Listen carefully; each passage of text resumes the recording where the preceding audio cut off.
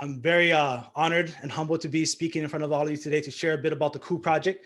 It's been something that I've been working on for the past 10 years now. So my name is Daniel Aipa. I'm born and raised in Kailua, Oahu. And, I was born in a family who was very much wanted us to experience the culture as much as possible. So my mom taught hula for many years with the family kind, friends coming over. But I remember going down to the ocean with her with the ipus and, scrubbing the gourds and making sure they're all clean and then cutting them open with my dad and cleaning them all out. And then also my dad taking me fishing and diving, and my uncles teaching me how to do the emu. So it's been, I've been lucky and blessed to be able to be around a family who's been in the culture. And, part of the life that I've gone through has been going back and forth between, okay, what does it mean for me to be a Kanaka, a Hawaiian, and how can I help out the Native Hawaiian people? So one of the stories that we can all agree upon is like when we were growing up, Kupuno always tell us, go out and learn as much as possible, experience the world, but always remember, come back home and help out the community. Mm-hmm. And that's been always something that stuck with me. So I actually left Hawaii to go to college, and I stayed away for over 10 years. And I wasn't ready to come back, but then got married, started a family, and I felt that best thing to do is to be around family. So we moved back home to Oahu. And honestly, I left a really good job. I was a head strength coach at a university. I coached 20 collegiate sports, men and women. Nice. I was a program director. And then I left that because family was important.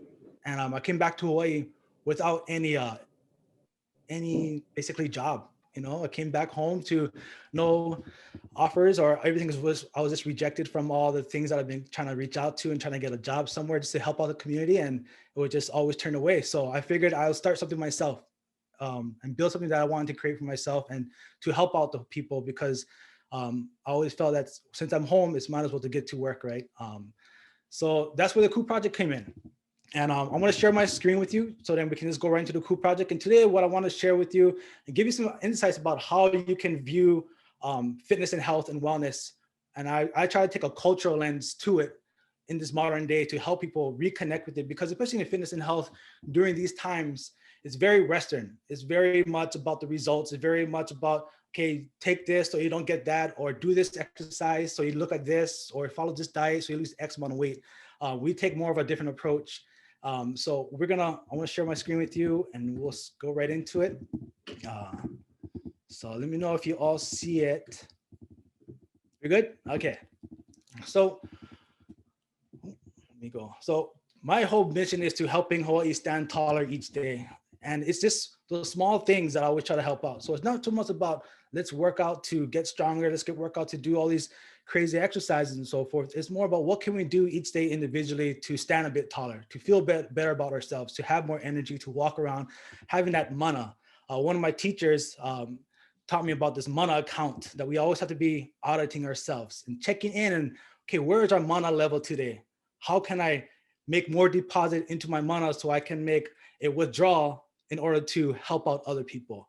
Many of you are educators and many of you are caregivers. So this talk, I want to focus on you, because a lot of today has been about how can we build up Aloha Aina leaders, especially. And today I want to speak to the educators, the caregivers, because you're the ones who need to have the most care as well, because you're giving so much.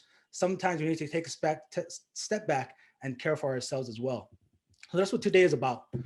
Strong mind, strong in the mind, and strong in the body. So I want to start with just the Kū values. And a lot of it is the things that we base what we do at the Kū project. And some things people ask us, okay, what does the Kū project even do? And that's the biggest question I get. And, we are an online resource website based around health and wellness, as well as we do coaching and consulting around fitness and health.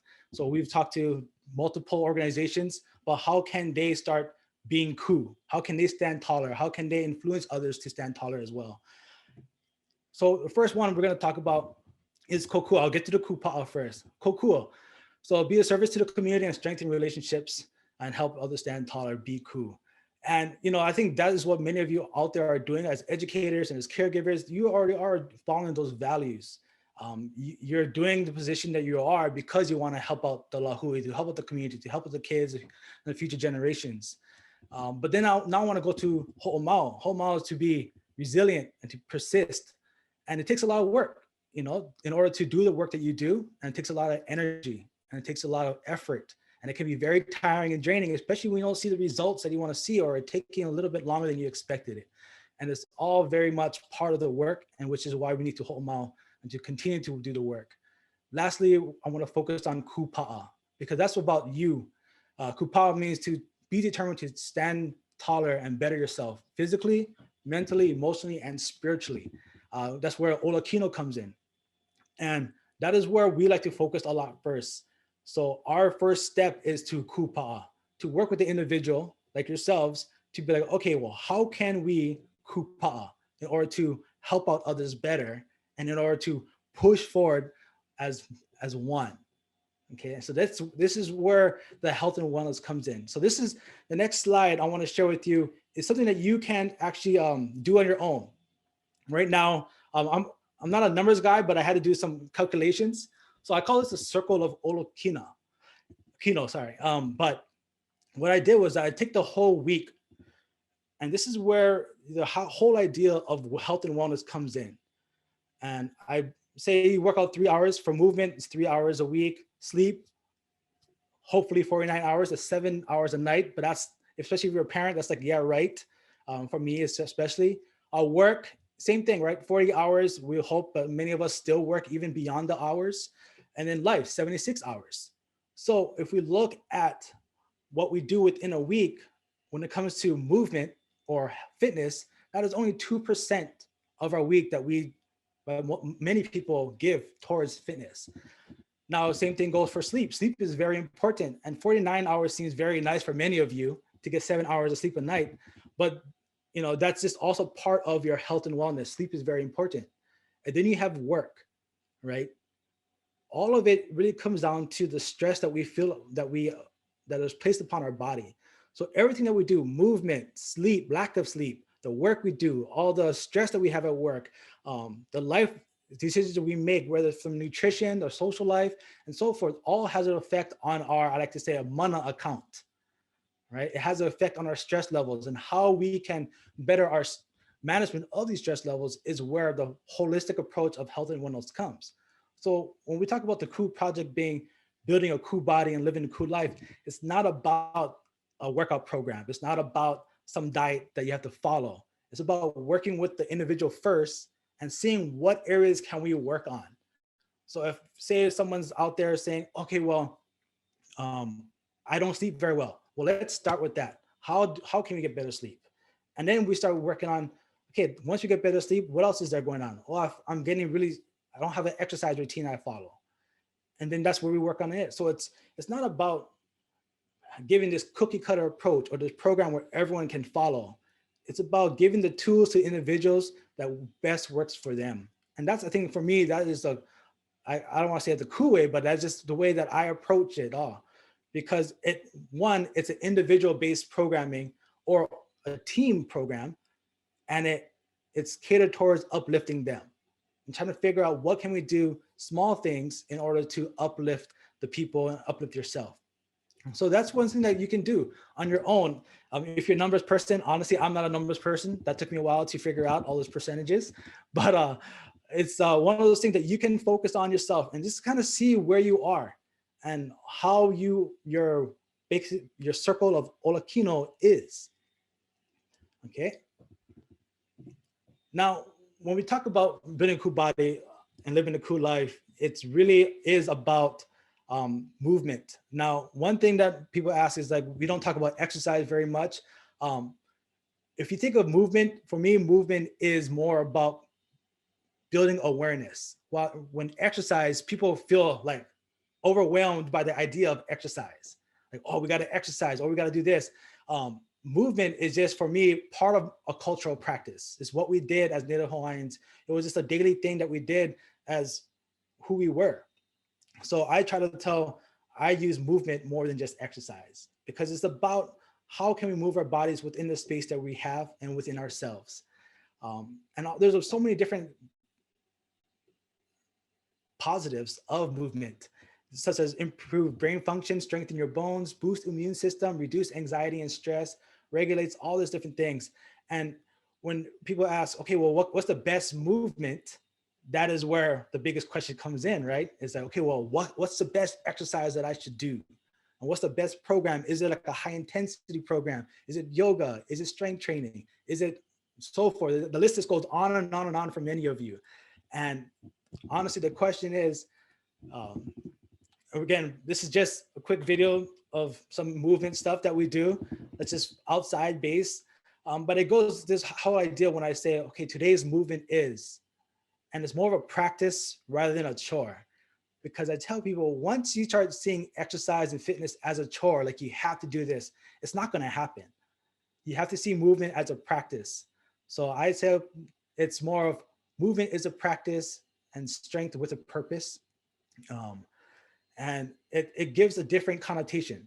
And the way you view things and the way you approach movement becomes different when you have a different perspective on it. So what do we consider movement? And before we get into this, let's see.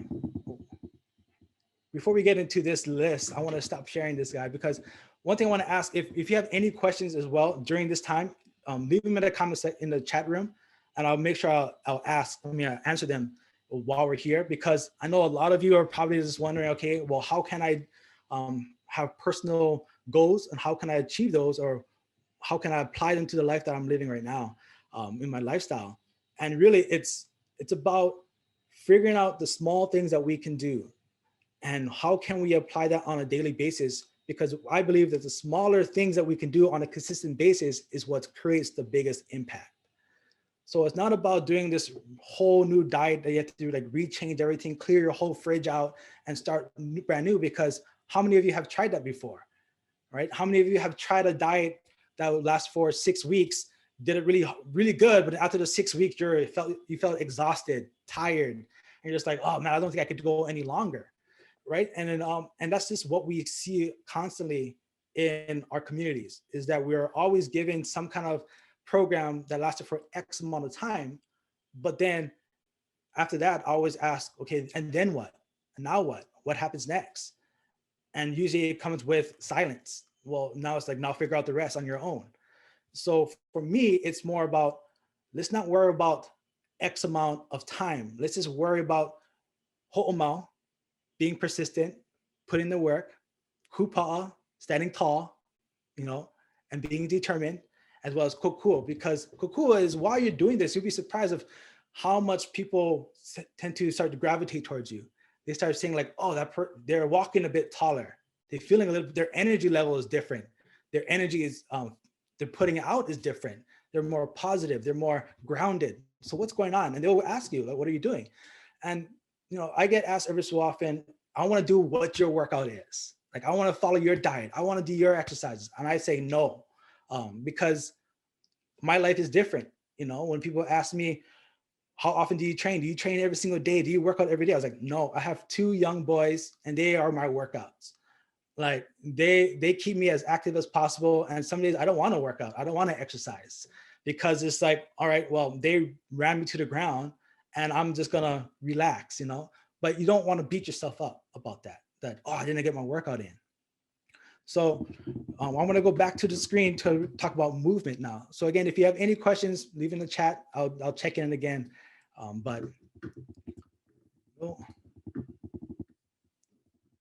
So what do we consider movement is very vast, I guess, because it's everything. The best movement is the one that you enjoy the most. There's no best one. Obviously, for me personally, I love strength training and I love hiking and I love working in the yard. That's like one of our things that we do at home. My kids started working out with me now because they see daddy always working out and they want to do something. So I give them a PVC pipe just to mimic whatever I'm doing. But really it comes down to, what do you enjoy most doing? Because the thing that you enjoy most doing is the one that you're going to stick to. And so that's the most important. That's the first thing that you got to think about. The next thing is like, okay, well, what other things that we need to focus on? Because we have one of my good friends talk about hula. she's a hula dancer. And I remember somebody else told her, oh, hula's not exercise. And I asked the person, have you been to a hula practice? That thing is exhausting. They're tiring, they're sweaty. That's movement, brisk walking. And I always try to encourage people is to look at where you are now and do what you feel confident in doing. So if you're like, well, I just want to start this new health journey, and I'll ask, okay, well, when's the last time you went out for a walk? And they'll be like, oh, I don't even know. I was like, well, start there. Let's go with that, because once you start doing that, then it kind of creates more of a momentum. And you start going, okay, well, if I can walk now, what about, I've been interested in strength training. I used to lift a while ago, but I want to get back into it. And so then now, okay, I want to dabble into that. And sometimes people will be like, well, I'm going to go 5 days a week. And I'll say, pump the brakes. Again, let's see where you are now, because let's go, how does 2 days sound? And they're like, okay, 2 days sounds better. 5 days a week sounds a little crazy, but 2 days sounds better. And I'll say, okay, start with 2 days. And again, it goes back to making those small changes and those small habits in order to create those lasting effects. Because when it comes down to Native Hawaiians, and I don't really like to talk about the cardiovascular diseases, but it's inevitable, right? That's the biggest talk we have about Native Hawaiians is the heart hypertension, heart disease, diabetes, and so forth. And that is also one of the reasons why I started the Kūkā project, right? Is to, I experienced a lot of my family members passing away due to all those cardiovascular diseases. And one of my biggest motivators to do that is to be a role model, is to be an example for my family, especially now that I have 2 kids, is to be an example of what it means to live a healthy lifestyle.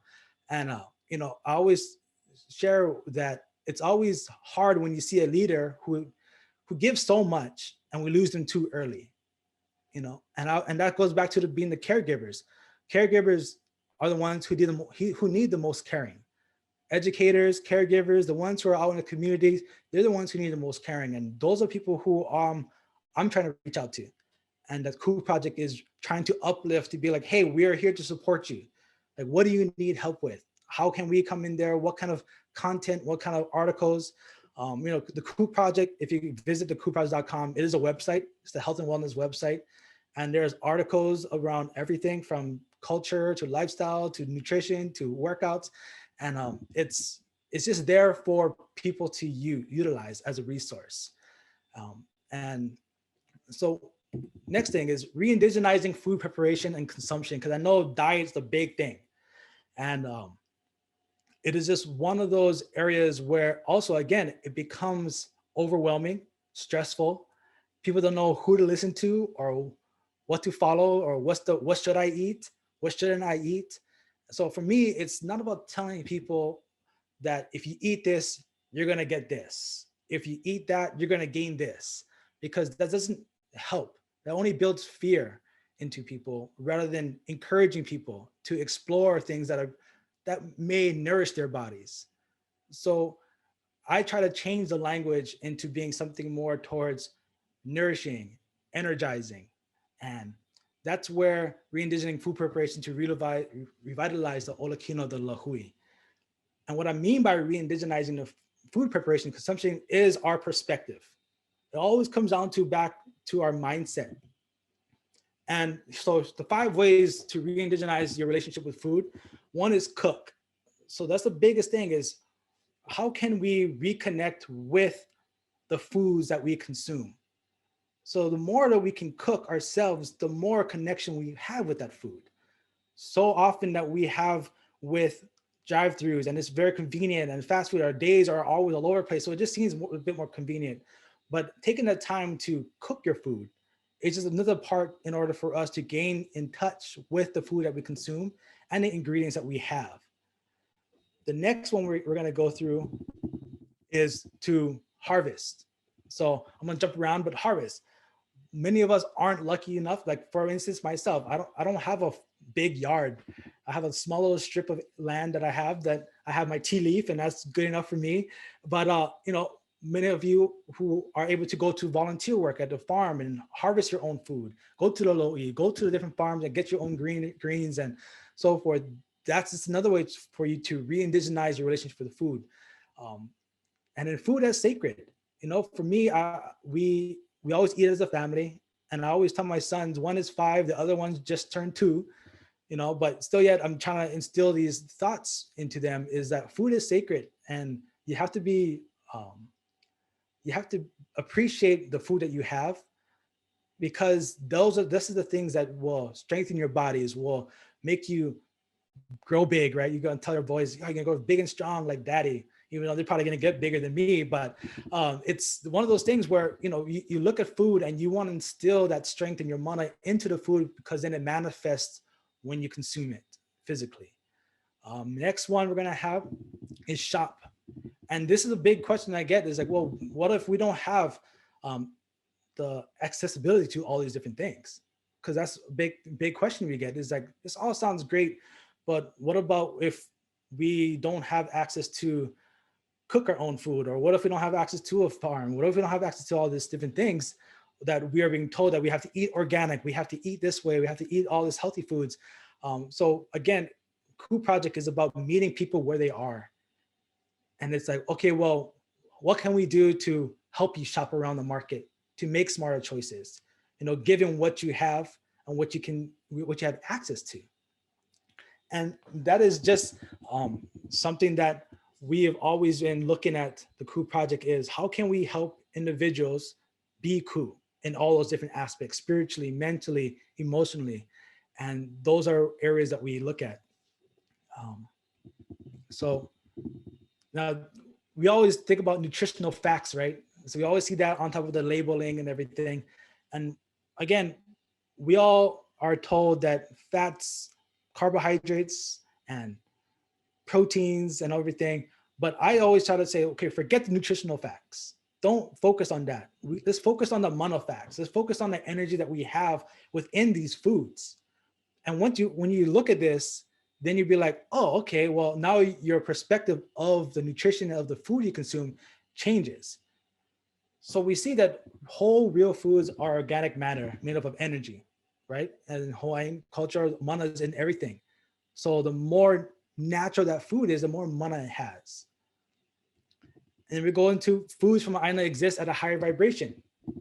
So for me, I'm a big fan, like kind of nerd about vibrations and energy sources and everything, because it's real, right? When we have the mana count, we know when we walk into a room and someone who has a lot of mana gives off a lot of energy. And you stand up a little bit taller when you walk in the room, right? You're like, oh, okay, oh, Kumu's in here. I'm gonna sit up. I'm gonna listen now, right? So it's that energy that you feel. So food has the same energy, and the more energy that you have, the more it comes into you, right? The more money that you can consume. So from there, let me check something fast, sorry. So that's just some of the ideas that we have, and I'll get back to that. I wanna get this question. Some of us might be caregivers for people who are limited in terms of mobility, like kupuna, people who are homebound, bedbound. How might we start with movement with our loved ones who have physical limitations? That is a great question, and again, it goes back to meeting them where they are. One of my stories I have an auntie that I go to her house like twice a week, every so often. And she's 73 years old. When I first started training with her, she could barely sit out of her chair by herself. But her ideal that she was like, I want to be able to run. I want to go to jog. She's like, Kupuna was like ready to go. But I was like, Kupuna, like, Scooter, you can't barely stand up by yourself without any pain.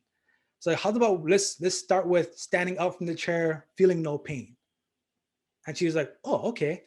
And then, so I remember grabbing her by the arm and helping her stand up and down, or giving her a cane to help her stand up and down. And then over time, I took the cane away, right? And then she was standing up by herself. So it's about learning where they are now and then meeting them where they are. Even if it's just, if they're like homebound and they can't move very often, or they don't have very much exercise tools, it's like, okay, well, you have a table, you have chairs, you have a lot of different things around.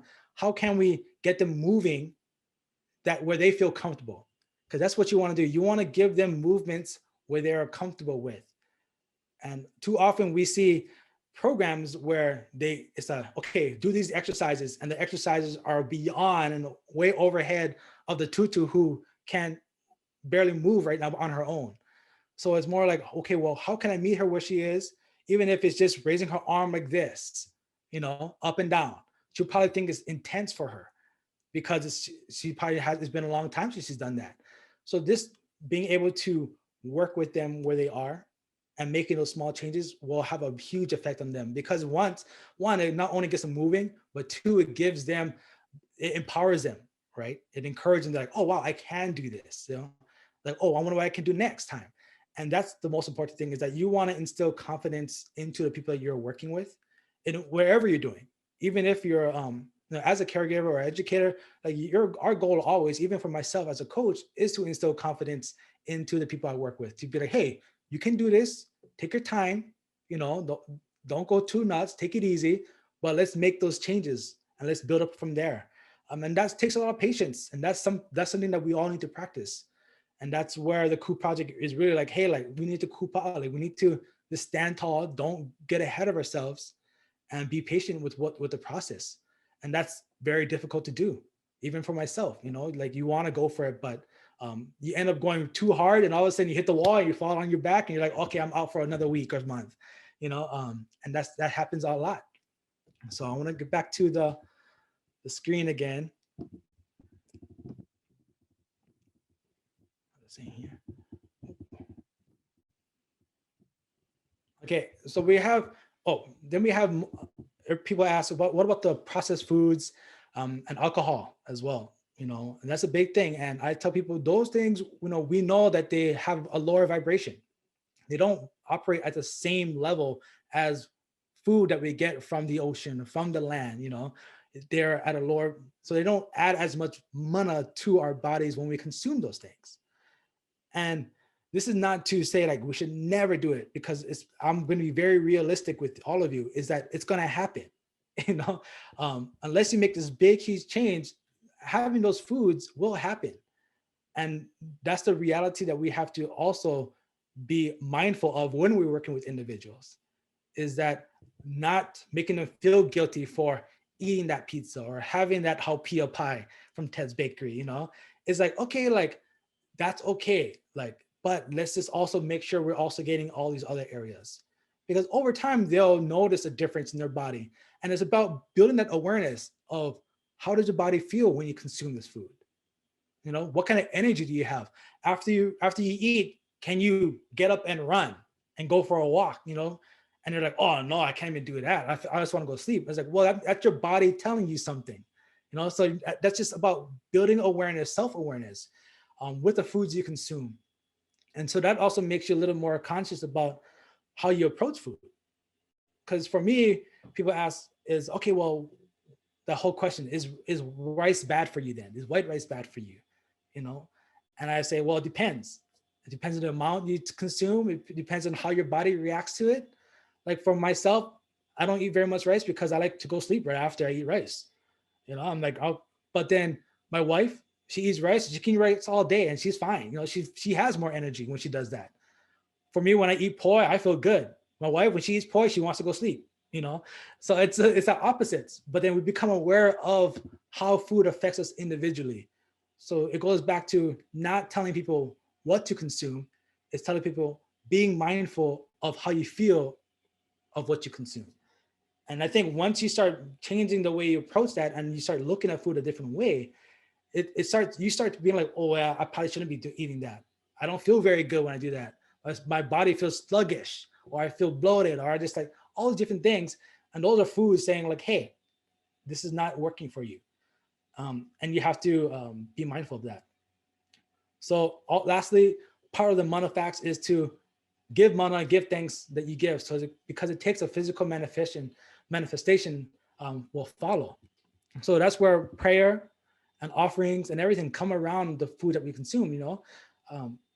Sometimes when I'm out, I'm at a gathering and I'm sitting there with my cheeseburger and I'm still giving it thanks.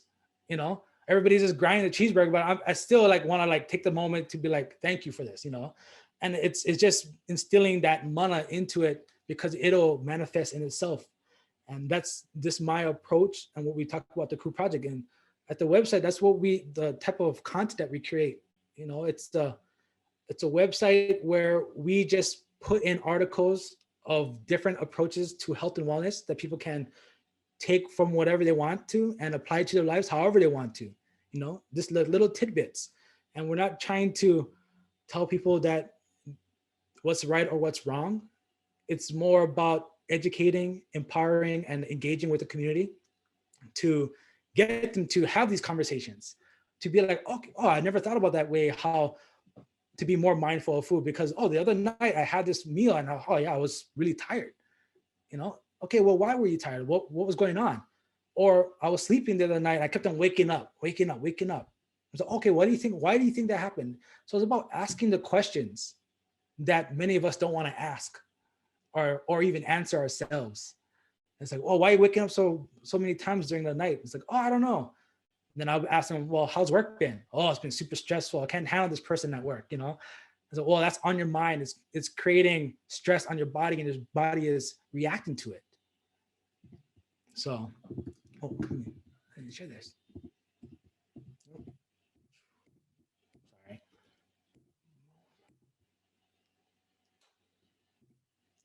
Okay.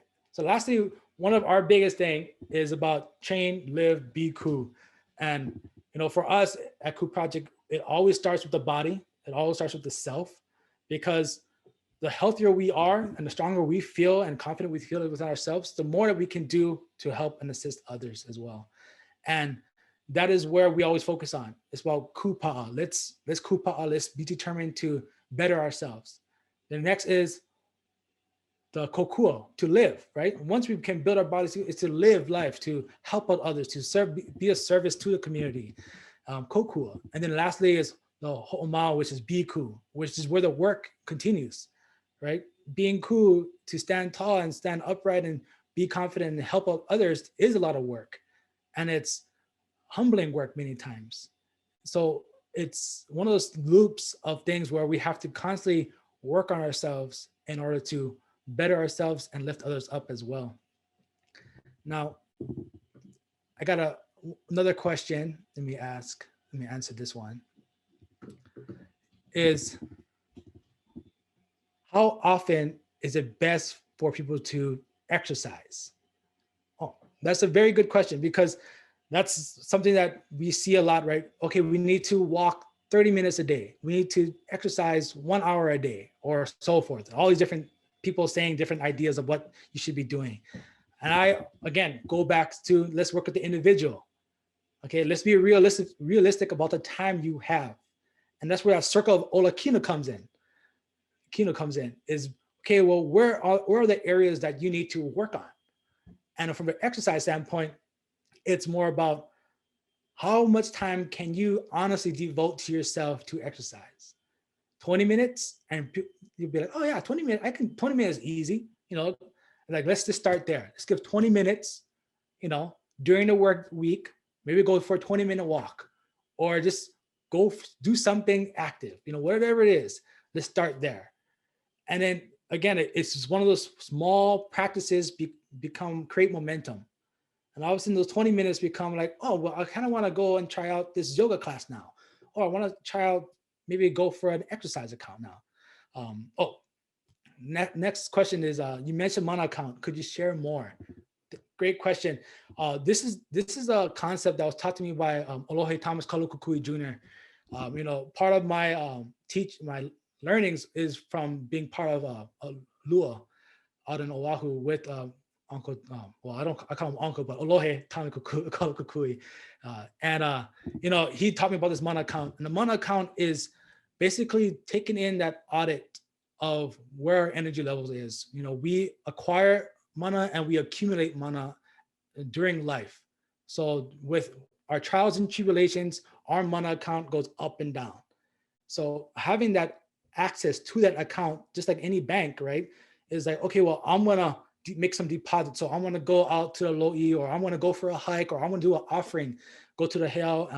One of my hails that I go to on the Kailua side is a Ulupo Heal. I do my offerings over there. And you know, that's just another way for me to accumulate and acquire mana. so I can walk away feeling more energy. That only that I gave is another way that I build up mana, right? You're calling upon all the ancestors from the time of darkness, all the gods and all your ancestors, all the li'i, to come, rise up from the ocean, rise up from the sun, and be with me right now, you know? And that's part of the mana count. And I tell people is that leaders, here's a good example. When you have a leader, wherever you are, whatever organization you are, they have a high mana count. But say that leader does something pilikia, right? Like cause trouble. Well, all of a sudden their mana count goes meow, right? And I have to work to get it right back up. So they got to do something in order to get their mana count back up. So that's just one example of that. So for myself, right? Whenever I go and meet people like yourselves, I'm like, oh, okay, well, my mana is like right down here. So I got to come in with the right intentions, right? And that's one of the big things, right, in Hawaii is that, okay, what are your intentions? Why are you here? What are you doing this for? You know, who are you? So that's where I come in. Always want to be humble, always want to be, you know, but still proud of who you are, but come with humility and being like, I'm here to help. I'm here to offer my assistance and to build that mana account alongside the community that I'm visiting. Rather than like, I'm here to tell you how to be fit and healthy. Eat this, don't eat that, do this program. It's like, no, let's just talk stories like we're family and let's meet where we are and then let's build each other up from there. And I think that's the different approach with the Kū project that we take. A lot of times when we go to different health and wellness programs, they're giving you a program where it's not speaking to you, right? You can't relate to it. Or it seems like a great idea, but also wishful thinking. Like when they tell you, you need to sleep 7 hours a night. How many of you sleep 7 hours a night? Oh, lucky. You know, I'll be totally honest with you. We have a bed. I've been sleeping on the ground for the past 6 months because now we have 2 boys in our bed and I'd rather sleep on the ground because they're kicking me in the head. So 7 hours is not happening. But then again, right, for many of us, like, oh man, 7 hours sounds great. I'll feel amazing.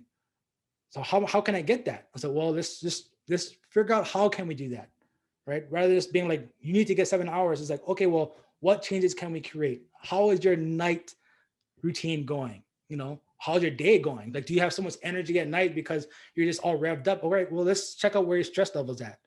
Like, do we need to decompress? You know, so it's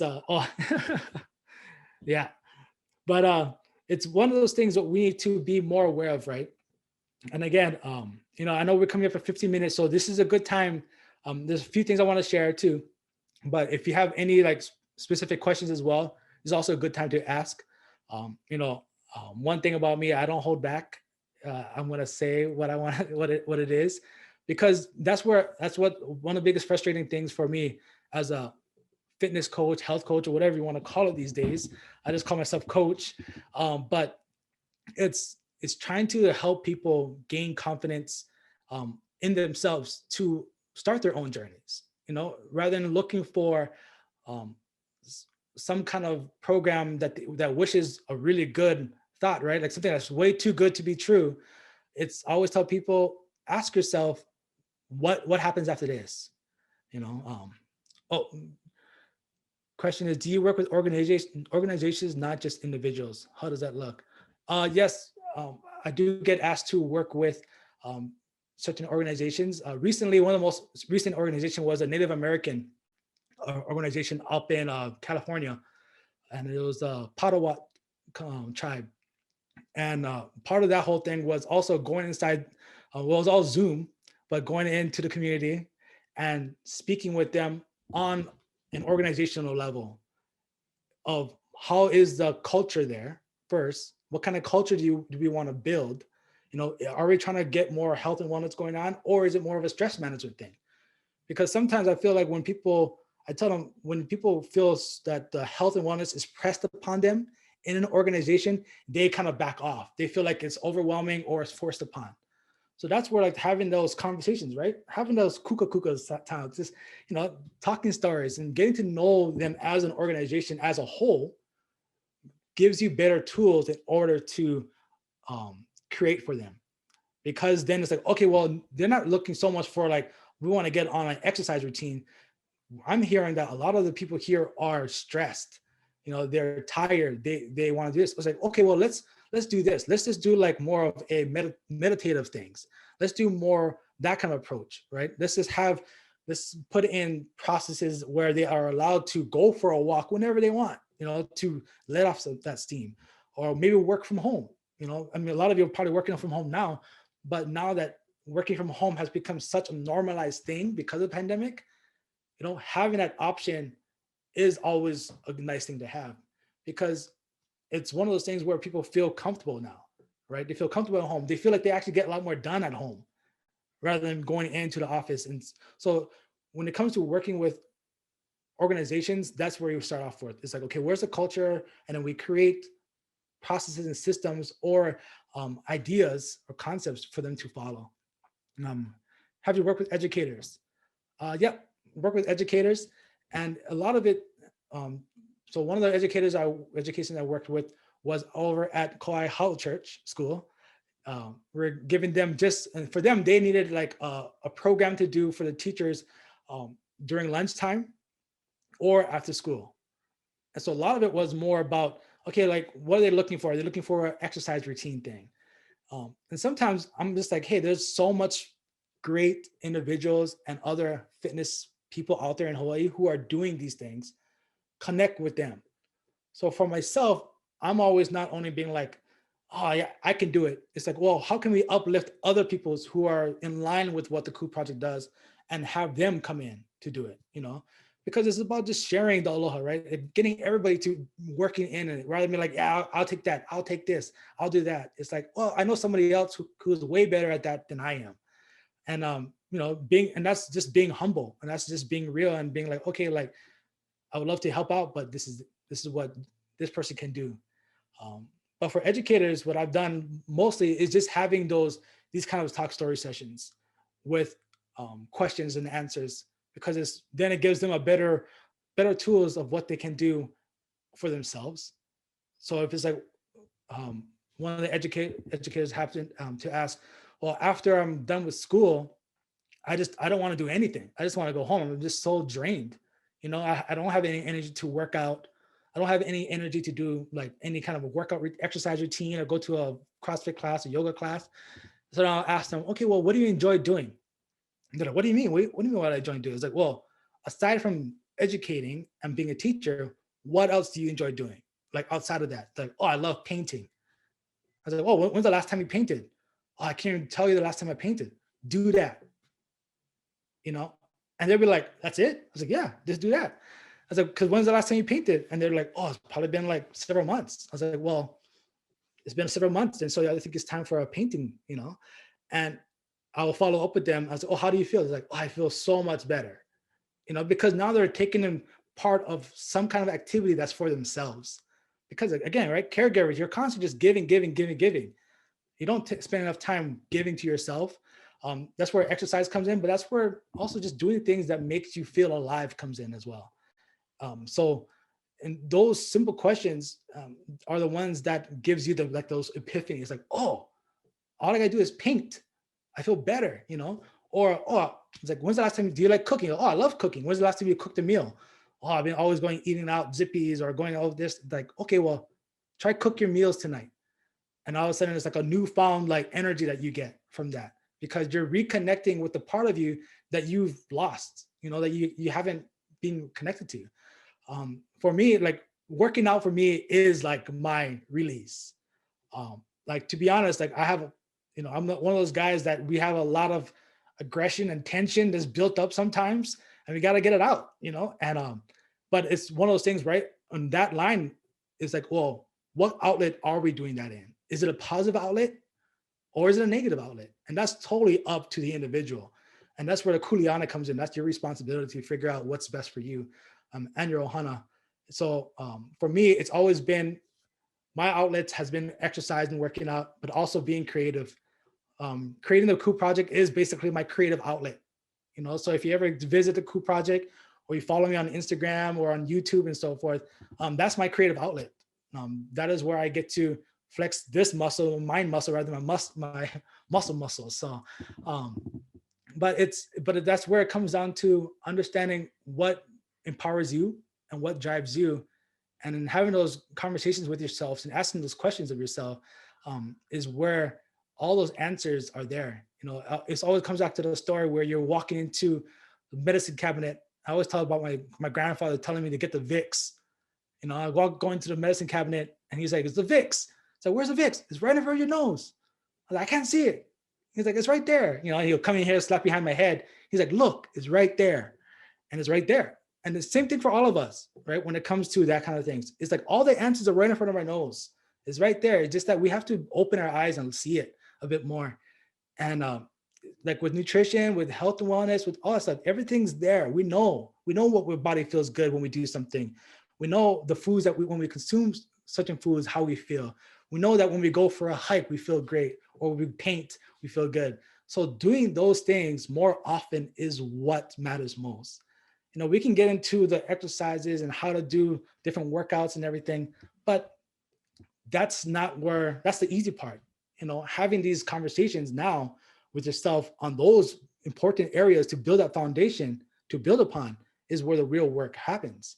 So I hope, I know we're coming up at our closing time, but, I hope you all enjoyed this Kūkā session and, got some ideas in it, just kind of changing your mindset of how to approach all these different types of movement, wellness, nutrition. Again, the Kū project is very much just a resource. One of the biggest questions I also get with the Kū project is like, again, like, what do you really do with the Kū project? Like, it's because it seems like it's kind of all over the place. And I said that, well, that's what it is. That's the holistic approach of the Kū project, is that we want to be all over the place because we want to make sure that we are reaching out to individuals who kind of this message of building a Kū body to live a Kū life resonates with them, right? I'll leave with you why this idea of the Kū project, because that's the last question I get is why the Kū project? All right, I'm speaking to a lot of Native Hawaiians here and everybody's like, yeah, Kū is a pretty strong word. I remember going to Hawaiʻi and talking about the Kū project, and one of the local guys over there was just like, so are you Kū? I was like, yeah, Kū, but then when I showed them the legend that basically is the roots of all this, and just quickly is when Kū takes on a human form, and comes down to the villages and lives amongst the people, ends up becoming a farmer, agricultural, family man, has a wife, has kids, and then famine hits them. And what happens is everybody in the village becomes sick and ill. And Kū is a god. He's not sick, he's still strong, but he sees his family feeling ill. So he tells his wife that he needs to leave and he's never gonna come back. And of course, the wife being hesitant doesn't want him to go, but he says, I have to do this for you and for the community. So she agrees, and he walks out into the barren fields and turns around and sinks into the Aina, right? And then from there, the family gathers around where he got buried and cries over that area. And up comes the ulu tree from that space. And the ulu tree fruits and provides food for the people. And I tell people, everybody only thinks of Kū as a god of war. That's just one aspect. Not saying that's not the aspect, that's just a part of it. But the other side is the one who is a protector, provider, the one who sacrifices and serves the community. That's where the dualistic approach comes in for me. Because I focus on here where it's the protector. That's what the Kū project is. Like, we want to build up people. We want to provide services. We want to help. But this side of Kū is still there, but it's only there when you need it, and that's where we always try to tell, especially when I work with Kane, is like, hey, you too must fall on this side. You need to work on this side as well. The spectrum is very wide. Why are you so far over here? What needs to be worked on over there? And then that's where we start pulling them over to the side. Lastly, I'll leave with this. One of the biggest things I've had working with individuals, and he was an educator too. He worked at one of the boys' homes over here, and I worked with him for a little while. But one of the biggest things I got was when the wife came to me and said, thank you, my husband is calmer. He's no longer aggressive. He's no longer, angry when he comes home. He's no longer tough with the kids. he's calm. And that to me was the best thing. You know, from a fitness business and health business, I'm always being asked for transformational videos and pictures, but I don't post any of that stuff.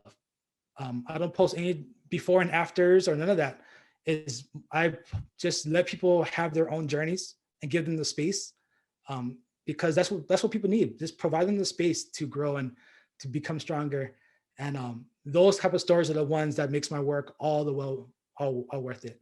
So mahalo again for everybody coming in. Appreciate all the aloha. And you know, if you have any questions, feel free to contact me. It's in the chat area. I'm more happy to help reach out to all of you and ask and tell you anything. So, oh yeah, I got some cool apparel too on the site.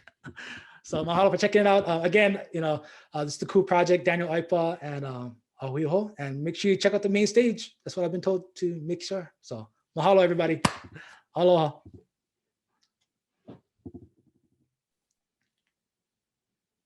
Mahalo nui, everyone. Go back to the main stage. So inspirational and motivational, Daniel. Yeah, thanks. I really like the perspective of you know, looking at mana of food. Like I feel like I've thought about it, but not really. Yeah. Not in the way that you presented. So mahalo nui, and yeah, I think I have a different perspective now on that. Oh, good. Yeah. You know, it's just one of those aspects of when you're, you know, and for me, you know, you're always going to slip up. I always tell people, you're always going to slip up. That's okay. You know, and don't get hard on yourselves, because that's the worst part, right? Is when people slip up and they're like, oh no, I feel guilty. It's like, that's okay. Just get right back to it. You know, like just reconnect. Don't beat up yourself, because then now you're just creating more of a negative relationship, right, with the food and yourself. So it's because it's going to happen. I do it all the time, especially during the pandemic. You know, it's just like, that's what happens. But you know, but having just that mindfulness is always going to be there. So I also appreciated the perspective on vibration and food. Like that really spoke to me. So mahalo for that. That was good. Yeah. Yep. Sorry, go ahead. Does somebody else have a question or mana'o? Yeah. I just want to mahalo Daniel. You're the most hardcore guy. He's into the total well-being, total holistic approach to life. So I just really appreciate you sharing your mana'o today. Yeah, mahalo. No, thank you. Appreciate it. Yeah, thank you. Yeah, likewise. Mahalo nui a'oe, Daniel, for this great presentation. Especially during the pandemic, we all gained a few pounds and looking to you know, get back into shape for not only ourselves and our families, but for our lahui. Yep. And also congratulations on your Olelo Hawaiʻi journey. I saw your post. Oh yeah, thank you, mahalo. Thank you for supporting the cards, and for us, the ʻAha Punana Leo, we really appreciate it. Oh, awesome. Yeah, you're welcome. That's been great. You know, awesome, this morning my son was sitting on there. He's like, oh, Dad, it's time for the cards. I was like, oh, okay, let's do the cards. Right on, my cutty. So no, it's been we really appreciate it. It's been really good bringing it to our family and to our home. So awesome. Mahalo nui.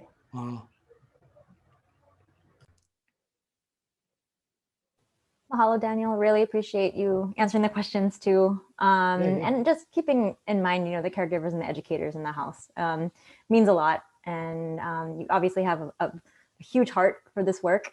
And, you know, glad that you're able to return home and be able to share that ike and that, and just your aloha for it it's evident. So mahalo nui. No, thank you. Mahalo.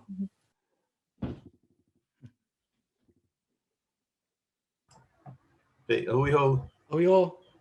Aloha. Aloha. Uiho. Uiho.